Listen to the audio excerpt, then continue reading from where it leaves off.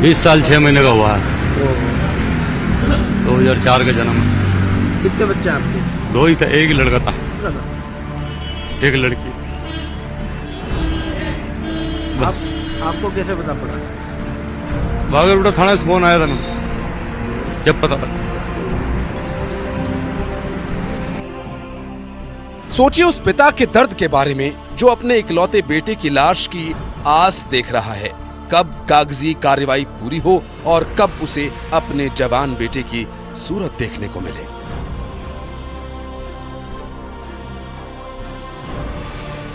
तो रात को 9 बजे निकला था बस से लेक सिटी, इसके मामा के आने। तो उसके रात को उसकी मम्मी से बात हुई थी मेरे से। तो क्या करने निकला था? शादी थी और यहाँ आया था इसके मामा का।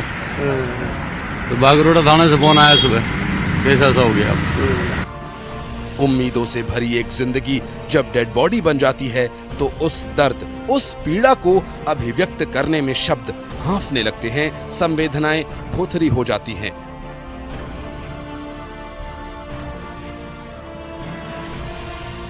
अपनी औलाद की अर्थी को कांधा देना दुनिया का सबसे बड़ा बोझ कहा जाता है। अब्दुल सलीम उस बोझ को भी कंधा देने के लिए मजबूर हैं। अब्दुल सलीम ने हादसे में अपने इकलौते बेटे को खोया तो गोपाल राजावत ने अपने छोटे भाई को। बात में हुई थी? हाँ बिल्कुल, चल के आया था वो आराम से, यहाँ हॉस्टल भी चल के आया था और वहाँ से भी चल के आया था। जलने के बाद भी क्या कह रहा था वो कुछ नहीं, जलन हो रही है, बस यही बोल रहा था। फिर बाद में सडनली डाउन होता गया, फिर रात को सडनली चले गए। आप लोगों को कैसे सूचना मिली? हमारे को जो उसके 2 साथी और थे उन्होंने फोन करा हमारे को, तो हम फिर यहाँ आए। और हमारे यहाँ रिश्तेदार है उनको भी फोन करा, वो पहले हमारे से पहले वो यहाँ पहुँच गए। तो वो जो दो साथी थे वो ठीक है? वो ठीक है, उनके कुछ भी नहीं हुआ। अच्छा, ये तो सिर्फ गाड़ी लेने गया, वो चले गया। एक मिनट भी लगा, गाड़ी भी स्टार्ट नहीं हुई। सवाई मानसिंह अस्पताल दर्द की न जाने ऐसी कितनी ही कहानियों को अपनी आंखों से निहारने के लिए अभिशप्त है, जिसका कोई सिरा उसे समझ नहीं आ रहा। परसों लड़का राजी खुशी बैठा, 10 बजे फोन करा कि मम्मी मैं बैठ गया हूँ गाड़ी में। गए उदयपुर सिटी से, बोले जयपुर आ रहा था, जयपुर की टिकट थी उसकी। तो राजी खुशी वो बैठ गया। फिर मैं कहा भाई सवेरे हमारे को फोन कर देना, उतरे तो सही। उसका फोन कॉल नहीं, कोई कुछ भी नहीं आया। फिर हमारे को आप ही सूचना मिली पुलिस वालों से, वो उसका मोबाइल था, उठा के फोन करे हमारे पास के, बोले इनके पिताजी का फोन नंबर निकल आया उनके पास। फोन नंबर मिलाया जी, बोला ये कहाँ से लड़का आपका कपिल है? हम कहा साहब हमारा है। बोले इसका तो बोले ऐसे ऐसे हाल हो गया खराब, चिड़। अच्छा। हाँ, उसने सुलसला दी पुलिस वालों ने, वहाँ से जा वो बस का आग लगी, जहाँ से लगी आग। जब हम बोले आप फटाफट आ जाओ, आपका लड़का सीढ़ियों से बाहर है। फिर हम यहाँ पर गाड़ी लेकर आ गए 1:30-2 बजे। आगे देखते तो सीढ़ियों से बाहर मिला हमारे। कपिल की उम्र कितनी है? क्या बच्चे हैं उसके? शादीशुदा है? हाँ शादीशुदा, छोटा है बच्चा। तो लड़का तो है 4 साल का, 3.5 साल का। लड़की है 6 साल की। 2 बेटी, एक बेटा एक बेटी है सर। बहुत नींद नहीं आते परिवार की, कि हम सोच भी नहीं सकते कि हमारे तो ये खालिस्तान सा हो गया है, इसकी भरपाई नहीं कर सकते। कितने साल के बच्चे हैं? एक बेटी है एक बेटा है। बेटा है 5 साल का, बेटी है 3 साल की। परिवार में इकलौता है? मम्मी पापा हैं वो बूढ़े हैं और कोई कमाने वाला स्रोत नहीं है। भाई है छोटा, वो भी बेरोजगार है, कुछ नहीं है कोई कमाने वाला। बच्चे छोटे हैं, माता पिता बुजुर्ग, भाई बेरोजगार। पर यह बात मौत को कौन समझाए जो दबे पांव आ जाती है और परिवार के कमाऊ पूत को जबड़े में दबा ले जाती है।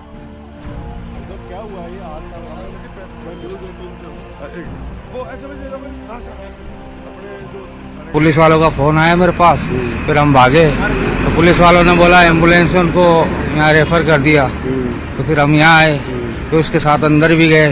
हमने अच्छी तरह उसको देखा भी, पट्टी वगैरह सब करवाई। बातचीत कर रहा था क्या? हाँ, बातचीत कर रहा था वो। अच्छा, बिल्कुल बातचीत कर रहा था। मामा जी मैं कूद गया था, मतलब वो जैसे आग की लपटें आई तो वो कूद के आग में से निकला। लेक सिटी ट्रेवल्स में था वो? हाँ। पोस्टमार्टम के बाद परिजनों को शव सौंपे जा रहे हैं।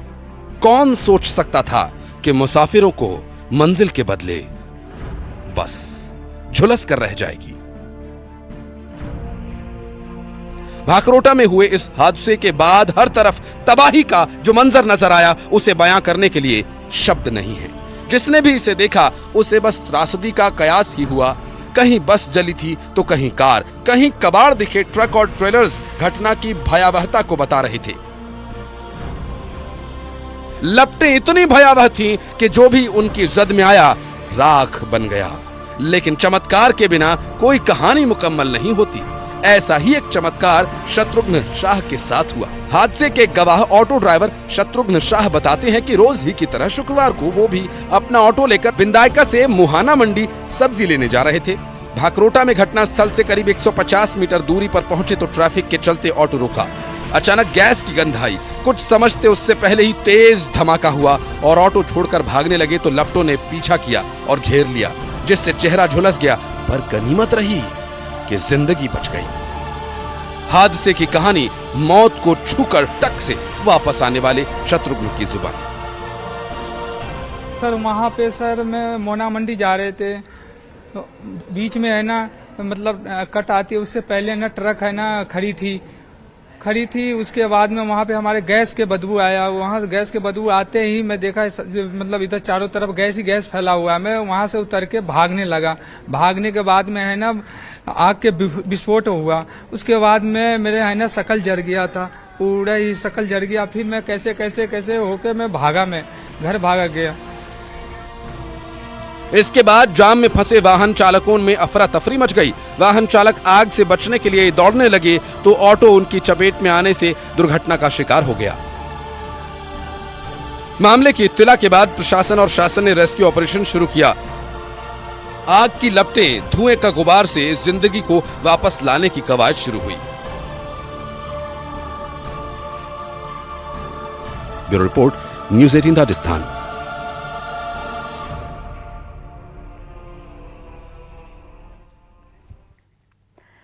और अब बड़ी खबर यूपी के संभल से आपको देंगे, जहां पर प्राचीन मंदिर और कूपों का एएसआई सर्वे का काम लगातार जारी है। शनिवार को एएसआई ने प्राचीन कल्की विष्णु मंदिर का सर्वे किया।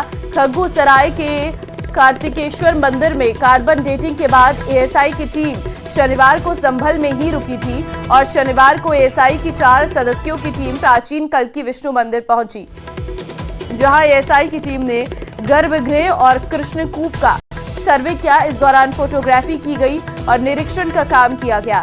इसके बाद नगर पालिका की तरफ से कृष्णकूप की सफाई का काम शुरू कर दिया गया।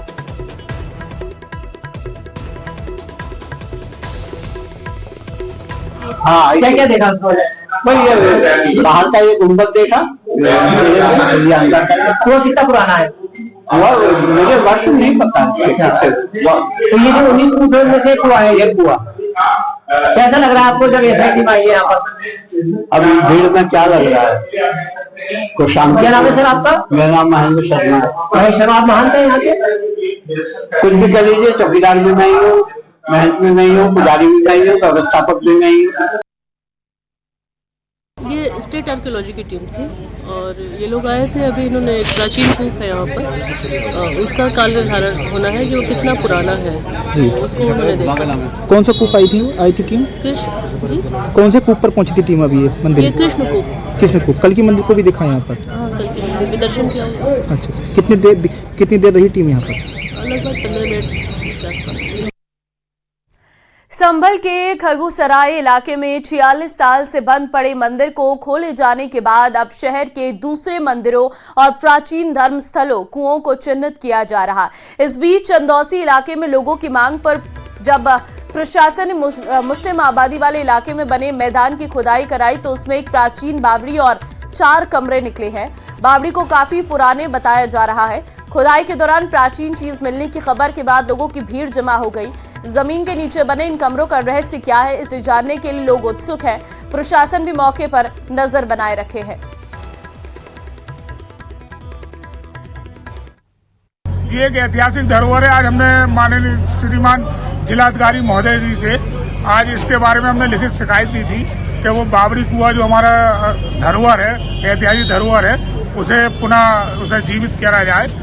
तो आज उसी के उसमें आज बांके बिहारी मंदिर की भी पैमाइश हुई है और उसमें ये पता लगा है कि महादेव बिहारी जी के नाम से वो मंदिर की भूमि है किसी एक व्यक्ति की खुदाई हो रही है, क्या चीज प्रकाश में आई है यहाँ पर? इसमें अभी देखो कुआं निकल रहा है और देखते हैं अभी कि इसमें क्या आता है। इमारत जैसी चीज है। हाँ, इमारत जैसी चीज है। अभी इसमें सीढ़ियाँ वगैरह जो बताती है वो निकलेगी।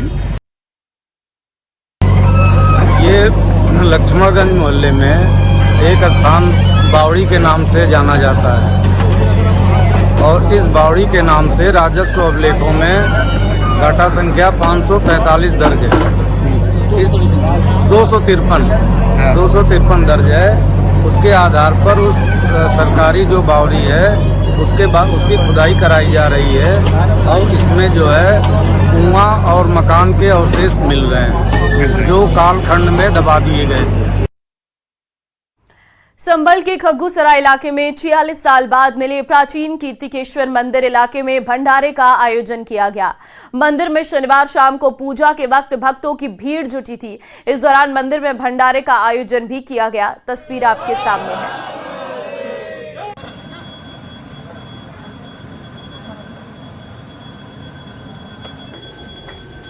संभल में शनिवार के दिन आज एक हफ्ता हो चुका है शिव मंदिर के मिलने का, जिसके बाद आज पहली बार 46 साल बाद भंडारे का आयोजन किया जा रहा है। आप इस वक्त तस्वीरों में देखेंगे, इस वक्त हम शिव मंदिर में हैं और यहाँ पर जो भंडारा है उससे पहले यहाँ पर पूजा पाठ की गई है और पीछे तक आपको दिखाई देगा प्रसाद बट रहा है। लोगों को इस भंडारे का प्रसाद दिया जा रहा है क्योंकि इस इलाके में लोग आने से डरते थे, लेकिन अब यहाँ पर भंडारे का आयोजन किया जा रहा है। पीछे तक आप देखेंगे, आपको मैं दिखाता हूँ पहले उस तस्वीर को, क्योंकि यहाँ पर जो लोग यहाँ पर आ रहे हैं उससे पहले भंडारे का आयोजन किया जा रहा है। भंडारे के लिए बाकायदा यहाँ पर चूल्हा लगाया गया है। उस तरफ मैं दिखाना चाहूंगा जो मंदिर है, मंदिर के ठीक यहाँ पर आरती हुई है। आरती के बाद अब यहाँ पर ये देखिए, ये चूल्हा लगाया गया। चूल्हा लगाकर यहाँ पर जो पूड़ियाँ बनाई गई है और प्रसाद बनाया गया है। यहाँ पर लोगों को भंडारे का स्वाद दिख रहा है और ये वही कुआं है जिसकी खुदाई हुई थी, जिसके बाद एएसआई ने एक दिन पहले यहाँ पर सर्वे किया था। उसके बाद आज कुएं में भी पूजा पाठ की गई है और भंडारे का आयोजन यहाँ पर किया जा रहा है। जो हलवाई यहाँ पर बुलाए गए हैं, जो पूरी बनाने वाले जो लोग यहाँ पर पहुंचे हैं वो यहाँ पर आए हैं। आप लोगों ने कितने लोगों का पूरी बना रहे हो आप? 250 से 300 लोगों की पूड़ियाँ बन रही हैं। अच्छा, कितना लोग अभी तक खा चुके हैं? अब तक कम से कम 150-200 लोग खा चुके हैं, प्रसाद ग्रहण कर चुके हैं। मंदिर की तरफ मैं लेकर जाऊंगा। यहाँ पर जो लोग यहाँ पर आए थे क्योंकि आज बजरंगबली की पूजा की गई है। पूजा करने के बाद यहाँ पर पहली बार 46 साल बाद ऐतिहासिक इसे कहेंगे जहाँ पूजा हुई, वहीं दूसरी तरफ भंडारे का यहाँ पर लोग जो है प्रसाद यहाँ पर ग्रहण कर रहे हैं और जगह जगह से लोग यहाँ पर आए हैं। और आप लोग कहाँ से आए हैं सर? संभल से आए हैं। 46 साल बाद इस मंदिर में घंटियां बज रही हैं, घड़ियाल यहाँ पर बज रहे हैं, आरती हो रही है, आज भंडारा भी हो गया है। क्या कहेंगे? मन बहुत प्रफुल्लित है और भगवान की सेवा करने का हमें अवसर प्राप्त हुआ है। संभल वाराणसी के बाद उत्तर प्रदेश के जौनपुर में कब्रिस्तान में शिवलिंग मिलने का मामला सामने आया है। दावा है कि कब्रिस्तान के बीचों बीच शिवलिंग मिला है, जिसकी चर्चा से बाजार गर्म हो गया है, जिसके बाद वहां पर लोगों की भीड़ जमा हो गई है। इस बीच शिवलिंग की विधिवत पूजा भी की गई है। इस दौरान मौजूदा स्थिति को देखते हुए शिवलिंग के पास भारी पुलिस बल तैनात किया गया है। मामला जौनपुर के मुल्ला टोला कब्रिस्तान का है। पुलिस के मुताबिक शिवलिंग काफी पुराना है, जिसकी पूजा गांव वाले पहले से ही कर रहे हैं। शिवलिंग क्षतिग्रस्त नहीं है, हालांकि सुरक्षा की दृष्टि से मोहल्ले में भारी पुलिस बल को तैनात किया गया है।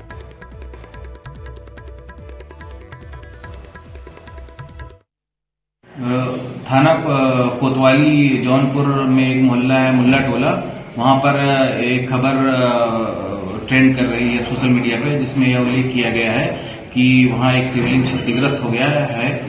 इस संदर्भ में स्पष्ट करना है कि शिवलिंग पूरी तरीके से सुरक्षित है और यह खबर पूरी तरीके से भ्रामक है। वहां पे नियमित रूप से पूजा की जा रही है और सतर्कता की दृष्टि से वहां फोर्स लगा दी गई है और स्थिति पर नजर रखी जा रही है।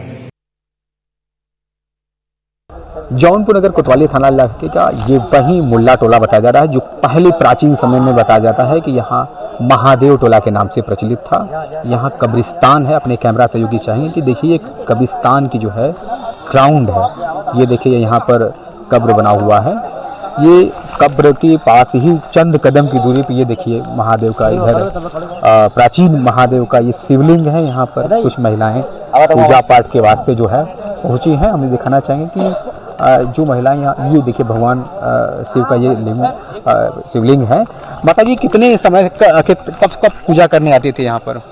अब वैसे तो रोज पूजा कर जाते हैं, जूतिया गिरे पूजा पाठ कर जाते हैं। क्या आज क्या मांग की है प्रशासन से? अब वही बता सके क्या आज दिक्कत हुआ?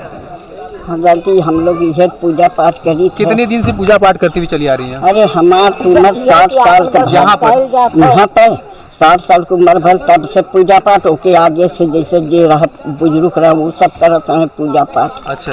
अब ओके बाद जब से हम लोग पूजा। आज कोई दिक्कत कोई परेशानी यहाँ पर आपको? हाँ, जैसे सब मंदिर साफ सफाई हो, मंदिर बन जाए, पूजा साफ सफाई हो जाए, मंदिर बन जाए। माता जी हाँ, रोज जानवर आते हैं, हकते हैं, मुकते हैं। हाँ। जी सबसे दिक्कत है ना, मंदिर अगर बन जाए, दरवाजा लग जाए।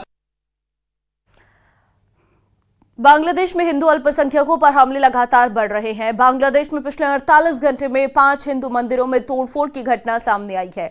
बांग्लादेश के मेमनसिंह और दिनाजपुर में बदमाशों ने 5 हिंदू मंदिरों में मूर्तियों को खंडित कर दिया है। दरअसल शेख हसीना के सत्ता से बाहर होने के बाद बांग्लादेश में हिंदू मंदिरों और हिंदू अल्पसंख्यकों पर हमलों की कई घटनाएं सामने आई हैं। भारत सरकार की एक रिपोर्ट के मुताबिक इस साल बांग्लादेश में 8 दिसंबर तक हिंदुओं और अन्य अल्पसंख्यकों के खिलाफ हिंसा के कुल 2200 मामले सामने आए हैं।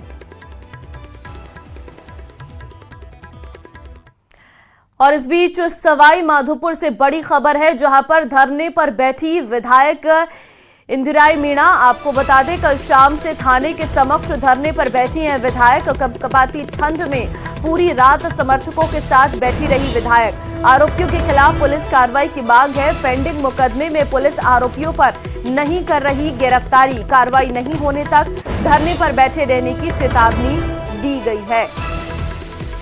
तो ये अपने समर्थकों के साथ विधायक को आप देख सकते हैं, जो इस वक्त धरने पर बैठी हुई है, पूरी रात धरने पर थी। दरअसल जो पेंडिंग मुकदमे हैं उस पर पुलिस की कार्रवाई नहीं होने से ये नाराजगी, और जब तक कार्रवाई नहीं हो जाती तब तक धरने पर बैठी रहेंगी विधायक। आरोपियों के खिलाफ पुलिस कार्रवाई की मांग जो है वो की जा रही है। तो पूरी रात ठंड का मौसम, कपकपाती ये ठंड, रात के समय में तापमान और ज्यादा नीचे पहुंच जाता है, और उस दौरान विधायक जो है अपने समर्थकों के साथ धरने पर बैठी हैं। पीएम मोदी के मिशन कुवैत का आज दूसरा दिन है। 2 दिन के दौरे पर कुवैत में प्रधानमंत्री मोदी का भव्य स्वागत हुआ है। पीएम मोदी को आज बायन पैलेस में औपचारिक गार्ड ऑफ ऑनर दिया जाएगा, जिसके बाद वे कुवैत के अमीर और क्राउन प्रिंस के साथ अलग अलग बैठकें करेंगे। इसके बाद कुवैत के प्रधानमंत्री के साथ प्रतिनिधि मंडल स्तर की वार्ता होगी। इस दौरान दोनों पक्ष द्विपक्षीय संबंधों की समीक्षा करेंगे। प्रधानमंत्री नरेंद्र मोदी की कुवैत यात्रा से दोनों देशों के रिश्तों में नए युग की शुरुआत के तौर पर देखा जा रहा है। कुवैत के अमीर के निमंत्रण पर प्रधानमंत्री मोदी कुवैत आए हैं, और इस यात्रा से भारत और खाड़ी सहयोग परिषद यानी GCC के बीच संबंधों को भी बढ़ावा मिलने की उम्मीद है। तो तस्वीरें आपको दिखा रहे हैं। पीएम मोदी का कुवैत में भव्य स्वागत हुआ। भारतीय कामगारों से मुलाकात प्रधानमंत्री ने की। पूर्व IFS मंगल सेन हांडा से मुलाकात की है पीएम ने, और कुंभ आने का न्योता हर भारतीय को प्रधानमंत्री की ओर से दिया गया है। गल्फ कप का उद्घाटन भी पीएम ने किया है। 60-65 साल पहले कुवैत में भारतीय रुपये वैसे ही चलते थे जैसे भारत में चलते हैं, यानी यहां किसी दुकान से कुछ खरीदने पर भारतीय रुपये ही स्वीकार किए जाते थे। तब भारतीय करेंसी की जो शब्दावली थी, जैसे रुपया, पैसा, आना, ये भी कुवैत के लोगों के लिए बहुत ही सामान्य था। आज कुवैत भारत का बहुत अहम एनर्जी और ट्रेड पार्टनर है।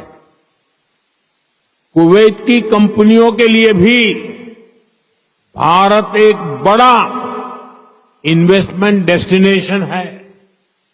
मुझे याद है his highness crown prince of Kuwait ने न्यूयॉर्क में हमारी मुलाकात के दौरान एक कहावत का जिक्र किया था। उन्होंने कहा था, When you are in need, India is your destination. Sikar से बड़ी खबर है। नीमका थाना में फायरिंग का मामला सामने आया है। किराना व्यापारी से लूट के इरादे से घर पर घुसे थे बदमाश।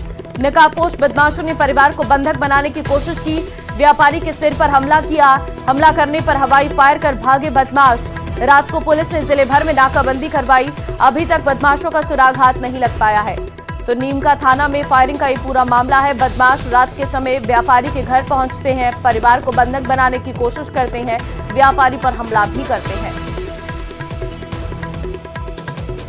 चलिए, बुलेटिन में फिलहाल के लिए बस इतना ही। बाकी अन्य खबरों के लिए बने रहिए हमारे साथ। नमस्कार।